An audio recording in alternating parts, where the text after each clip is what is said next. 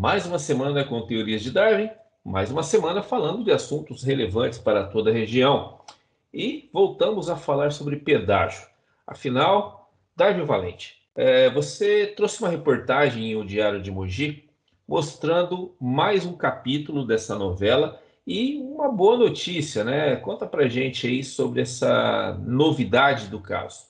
Pois é, Josué e internautas, o que me chamou muito a atenção nessa reportagem foi o fato de um deputado que sequer pertence aqui à nossa região estar aí envolvido diretamente nessa questão do pedágio e apresentando uma solução que pode ser uma espécie de ovo de Colombo aí para tentar impedir a implantação do pedágio na ligação rodoviária Mogi das Cruzes via Dutra, coisa que o governo ainda não desistiu dela, de forma nenhuma. O governo está cada vez mais insistindo em que é preciso instalar esse pedágio, porque faz parte daquele plano de privatização de rodovias e ele só vai conseguir privatizar essas estradas, Mogi Dutra, Mogi Bertioga e Padre Manuel da Nóbrega, se tiver dinheiro para bancar isso. E esse dinheiro vai sair do nosso bolso com esse pedágio na Mogi Dutra. Bom, qual é a proposta desse deputado?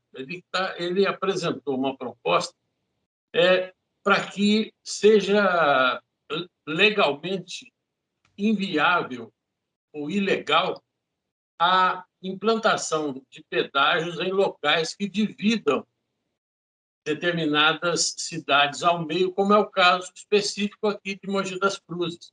Nós estamos dividindo Mogi das Cruzes ao meio com esse pedágio, já que do outro lado do pedágio, de um lado fica a cidade, do outro fica o bairro do Tabuão, Itapetí, Lambari, enfim, essa região toda ali, inclusive os próprios bairros da divisa acabam sendo seccionados por conta desse pedágio. Então, a proposta dele é exatamente essa: proibir simplesmente que se instale pedágio que divida núcleos acima de 30 famílias com a implantação desses postos de cobrança.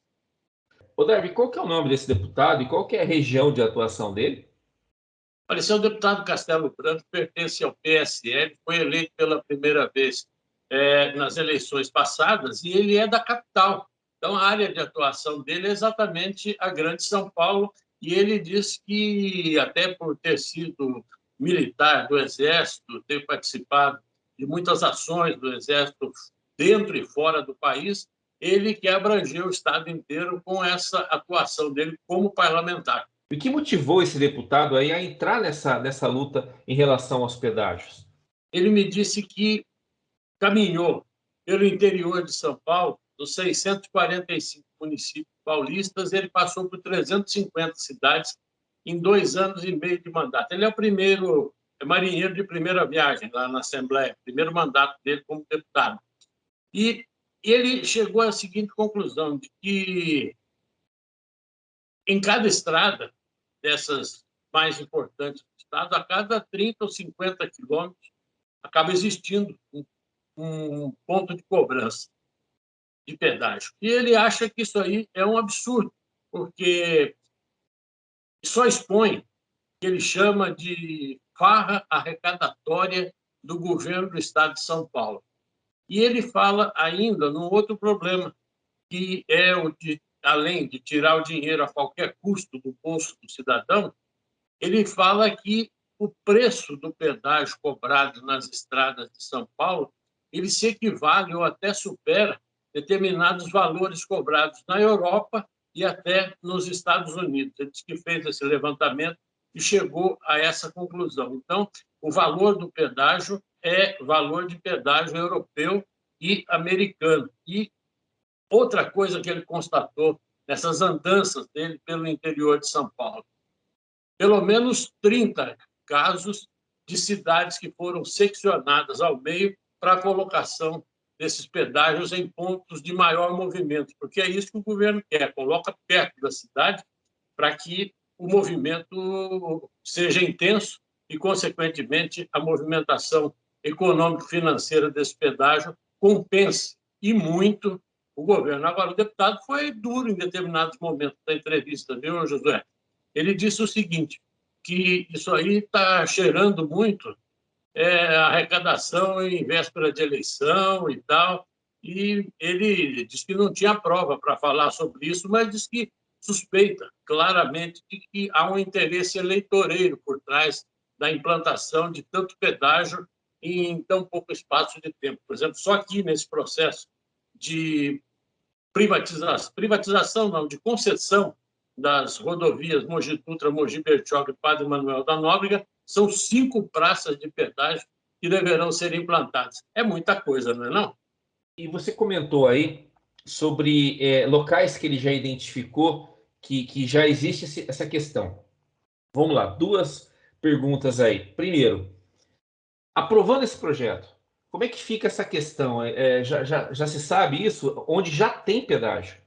E a segunda pergunta é, como é que está o trâmite desse projeto? Bom, vamos responder por partes. Em primeiro lugar, o que já existe vai continuar porque a lei não tem efeito retroativo, tá certo? Se for transformado em lei, então isso passa a vigorar a partir do momento em que a lei é aprovada e sancionada. Agora, essa proposta do deputado é um projeto de lei, vou até ver aqui o projeto de lei número 534 de 2021, e esse projeto de lei já está tramitando na Assembleia Legislativa. Deve ser aprovado sem maiores problemas dentro da Assembleia, e aí o que acontece? Aí é que vai ter dificuldade pela frente. Por quê? Porque esse projeto vai ter que ser sancionado por quem? Pelo governador João Dória, que é o colocador emérito de pedágios aqui na nossa região. Então, esse projeto vai ter que ser sancionado pelo governo. Agora, se o governo pode fazer 2 coisas. Ele pode sancionar ou vetar esse projeto. Vetando-se o projeto, esse projeto volta para a Assembleia Legislativa, que pode acatar o veto do governador, isso tudo em plenário, na votação, como pode rejeitar o veto do governador e aí a própria Assembleia sancionar essa lei. Então, a chance dessa lei ser aprovada, ela existe e a gente pode até dizer que é grande porque a Assembleia não gosta muito de ver o governador vetando propostas que são feitas por deputados seus integrantes. Então, é bem provável que, mesmo que demore um pouco, esse projeto vá ser aprovado e, quem sabe, ainda antes que o governo possa conseguir viabilizar essa história maluca dele de implantar pedágio na rodovia Mogi Dutra. Aliás, o deputado cita o caso da Mogi Dutra como sendo um dos maiores absurdos que ele já viu aí nessas andanças dele pelo interior do Estado. Ele diz que ele não concorda de forma nenhuma com esse pedágio, porque é realmente um caça-níquel, na palavra do deputado Castelo Branco. Bom, Darwin, pelo visto, esse projeto aí sendo aprovado, realmente ele coloca abaixo da ideia do Estado em colocar um pedágio na Mogi Dutra, pelo que a gente já consegue analisar sobre o caso. E é mais uma vitória, né? Seria mais uma vitória, porque lembrando que já tem uma, que é o parecer do Tribunal de Contas, que está obrigando o Estado a publicar um novo edital. E essa publicação está demorando, né, Darwin? Por que será? Olha, há quem diga que isso pode ser um indício de que o governo esteja ganhando tempo para se aproximar um pouco mais do período eleitoral e aí fazer uma retirada de cena, deixando para lá a ideia do pedágio. Eu, particularmente, torço, mas não acredito que isso venha acontecer. No entanto, é um tanto quanto suspeita não, mas a gente poderia dizer que é estranho, né? O fato de a Artesp ainda não haver divulgado um novo edital de licitação, depois que o Tribunal de Contas do Estado determinou que fossem feitas algumas alterações em obras que se pretendia fazer na Avenida Perimetral, aqui em Mogi das Cruzes, isso já se vai há um bom tempo.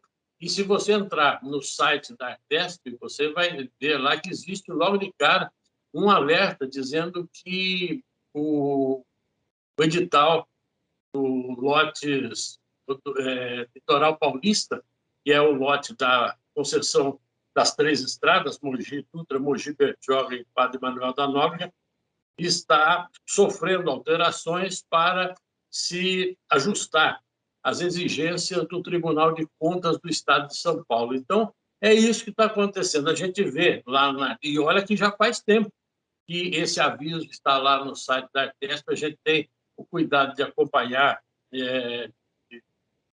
a cada 2, 3 dias essa situação para ver se existe alguma novidade, e o aviso continua lá, e impossível que o corpo técnico da Artesp já não tenha tido tempo suficiente para executar as mudanças que o Tribunal de Contas exigiu que fossem feitas no projeto para a licitação das obras.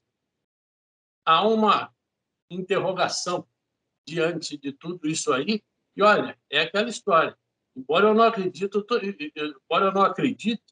estou torcendo muito para que o governo resolva sair de cena e a gente possa comemorar, em nome da cidade, uma grande vitória a mais nessa disputa contra esse pedágio. Mas é bom a gente não contar a vitória antecipada, não.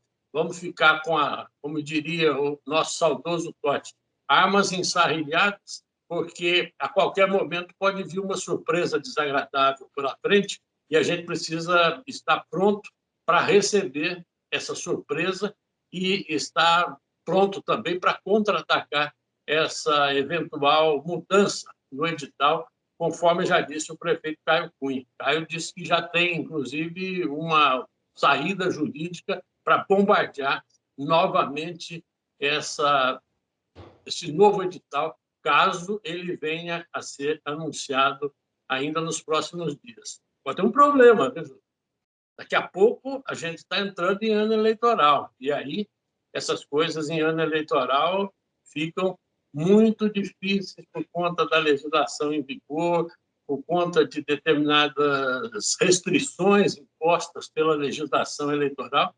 Então, se não se resolver isso nesse finalzinho de ano, para o ano que vem, torna-se mais difícil para o governo viabilizar tudo isso, sem contar que no ano que vem, tanto Dória como o seu vice, que está cuidando diretamente dessa questão do pedágio, tanto um como o outro, estarão em campanha, um para presidente da República, tudo indica, e o outro, tudo indica, para governador do estado de São Paulo. Então, vamos ter muita emoção pela frente no ano eleitoral que se aproxima, não tenha dúvida disso, né, Leonardo? Não, pois é, e a gente aqui vai estar sempre lembrando, né, o governo de que tem mais de 1 milhão de eleitores aqui na nossa área de cobertura, no Alto Tietê, e também a gente vai continuar sempre dando holofotes aí para essa luta contra esse pedágio, como você comentou aí durante a nossa entrevista, que é um absurdo. Pois é, só lembrando também, meus velhos, tem uma pesquisa aí dizendo que 85% desses mais de 1 milhão de habitantes, a pesquisa é mais voltada para o eleitorado aqui de Mogi, mas a gente pode estender essa visão para a região. 85% não votam em quem implantar esse pedágio. Então, a perda é muito grande, a perda eleitoral. Vamos sempre lembrá-los disso, Darwin. Muito obrigado, então. Mais uma semana aí com uma análise interessante sobre essa questão do pedágio. E até semana que vem. Até. Vamos em frente.